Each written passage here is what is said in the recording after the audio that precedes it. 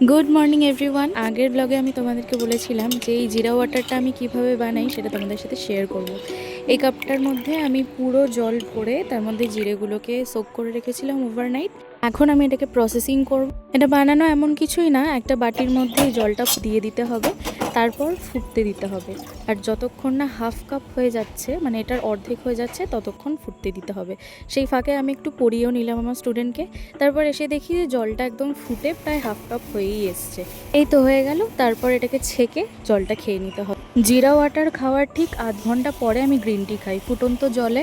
গ্যাসটা অফ করে তারপর চা পাতাগুলো দিয়ে ঢাকা দিয়ে দিই। এরপর আমি বানিয়ে নিয়েছিলাম হট ওয়াটার পোচ। এটা আমি রোজ সকালেই খাই, তোমরা আমার ব্লগ দেখে হয়তো বুঝতেই পারছো। এটা খাচ্ছিলাম আর আমার মায়ের সাথে গল্প করছিলাম। তারপর দেখলাম মা এখানে ছোলা সেদ্ধ করে রেখেছে।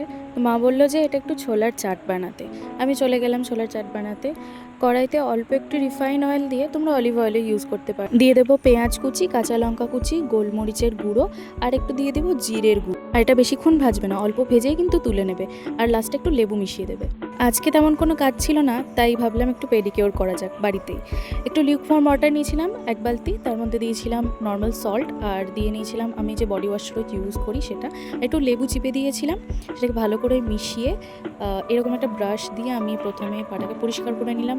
এইরকম ফুড স্ক্রাবার তো সবার বাড়িতেই থাকে, এই ফুড স্ক্রাবারটা দিয়ে আমি পাটাকে স্ক্রাব করে নিয়েছিলাম। যা গরম পড়েছে, নিজেকে হাইড্রেট রাখার জন্য একটু ডাবের জল খেয়ে নিয়েছিলাম। বাজে দুপুর 2টো, আর এখন আমি যে স্নান করে আসলাম, আমি স্কিন কেয়ার করেছি, টোনার লাগিয়েছি শুধু, আর তার আগে একটু আইস ম্যাসাজ করেছি।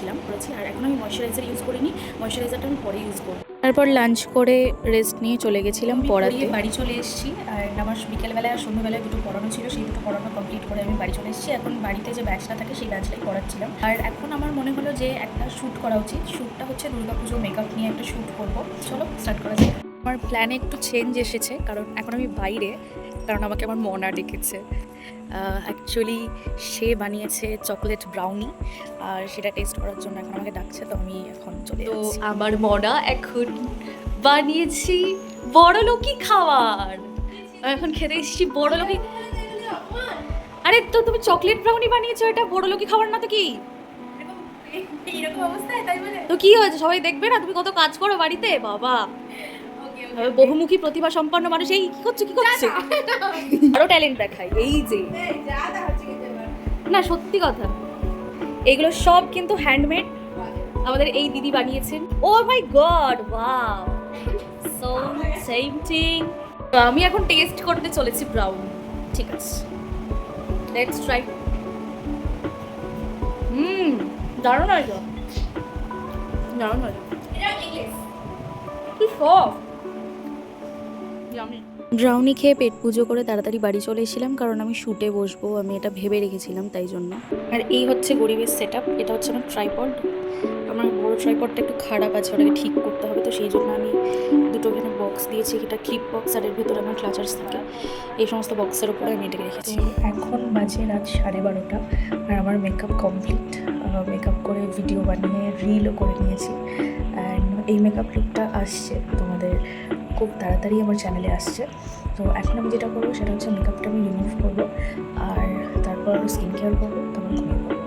That's it. এখানে আমি একটা মেকআপ রিমুভিং স্প্রে নিয়েছিলাম। এটা কিন্তু ওয়াটারপ্রুফ রিমুভকে খুব ভালো করে রিমুভ করে দেয়। এটা মেক ইজ মিয়ার।